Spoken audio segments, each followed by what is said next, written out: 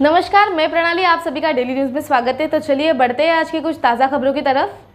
भाड़ा ने समय पर गृह निर्माण प्रकल्प पूरे करके ले, अन्यथा प्रकल्प अधर में रहकर फिर से उसकी दुरुस्ती करने की नौबत आती है। जो बिल्डर समय पर प्रकल्प पूरे करेंगे उन्हें पारितोषिक दिया जाएगा और जो मर्यादित समय पूरा नहीं करेंगे उस बिल्डर को दंड लगाने के आदेश मुख्यमंत्री एकनाथ शिंदे इन्होंने आज ठाणे के कोकण लॉटरी समारंभ में दिए।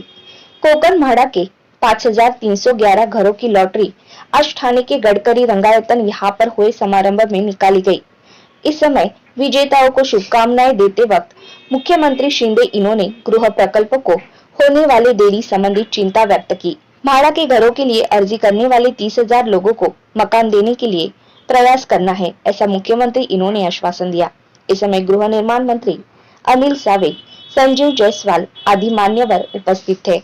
आज कोकण विभागातील विविध गृहनिर्माण प्रकल्पांतर्गत 5,311 सदनिकांची सोडत या ठिकाणी होते। मी या कार्यक्रमाला खूप खूप शुभेच्छा देतो। या कार्यक्रमाला उपस्थित या विभागाचे मंत्री, गृहनिर्माण मंत्री, आमचे सहकारी अतुल सावेजी, ज्येष्ठ आमदार संजय केळकरजी, आमदार निरंजन डावखरे, आमदार रवींद्र फाटकजी, संजीव जायसवाल, जिल्हाधिकारी आणि व्यासपीठावरील सर्व संजय वगैरे अगुले सगळी मंडळी आहे।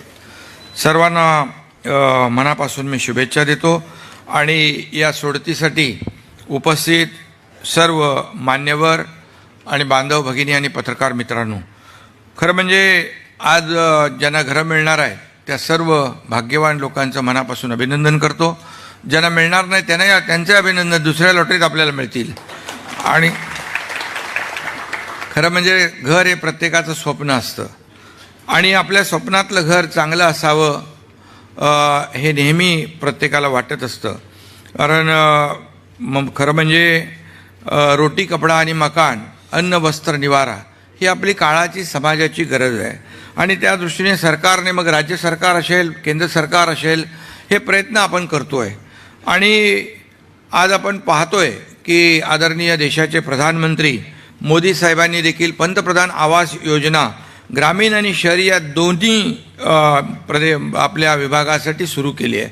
आणि मागे आम्ही सोलापूरला गेलो होतो, त्या 30,000 घरांची लॉटरी काढली। 30,000 घरं म्हणजे फार मोठा प्रकल्प आहे। असे अनेक प्रकल्प आपण या ठिकाणी सुरू केलेले आहेत।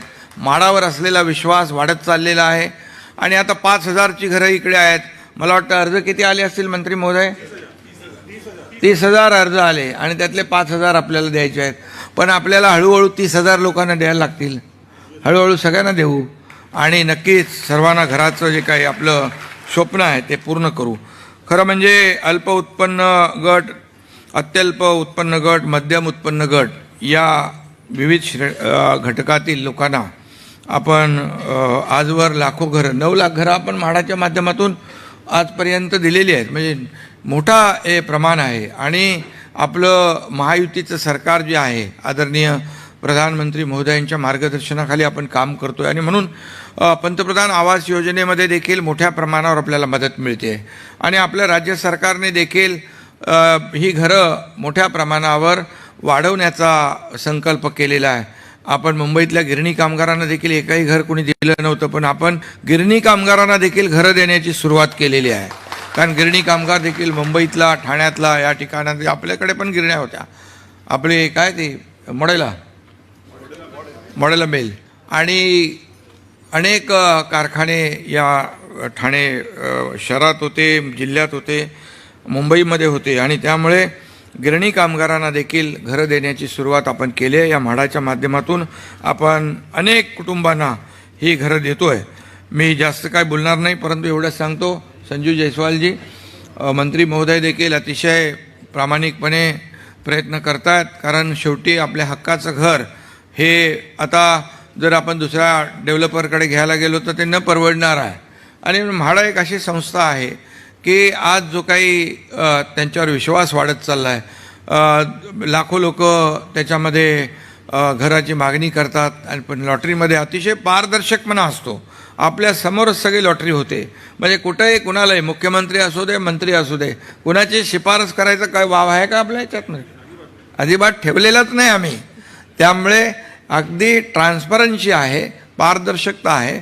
आपलं सरकार सर्वसामान्यांचं सरकार आहे, दुजाभाव करणारं सरकार नाही. म्हणून गेल्या 1.5 वर्षामध्ये आपण असे अनेक निर्णय आपल्या सरकारने घेतले. मग पायाभूत सुविधा असतील, MTHL अटल सेतूसारखे प्रकल्प आपण आदरणीय प्रधानमंत्री महोदयांच्या शुभ हस्ते त्याचं उद्घाटन केलं. समृद्धी हायवे, बाळासाहेब ठाकरे समृद्धी हायवे केला. आज अटल सेतू म्हणजे 2 तास जिथं अंतर लागत होतं आता 15 मिनिटामध्ये माणूस पोचणार. अशा प्रकारचे असे गेम चेंजर प्रकल्प आज ठाण्यामध्ये देखील आपण बायपास करतोय, आपण फ्लाईओव्हर करतोय. अगदी डेली न्यूज को सब्सक्राइब कीजिए और बेल आइकन दबाना ना भूलें ताकि हमारी खबरें सबसे पहले आप तक पहुंचे.